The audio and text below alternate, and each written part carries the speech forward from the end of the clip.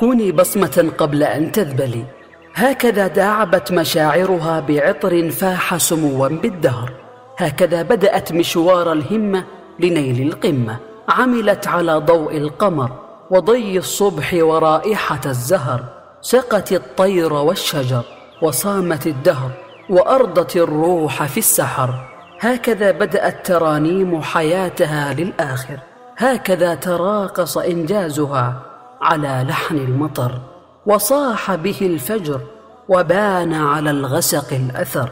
جعلت من التفاؤل جميع الوسائل كالغيث المنهمر.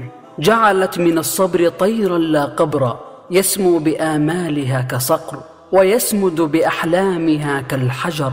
هكذا لم تنهي طموحها بشعر فهو كالبحر، بل أرادت ملامسة صحوة دون فقر، والإفراج عن ضوء يسر بها النظر. فهلا أكملت أنت درب الدرر وربما كانت من غير سهر.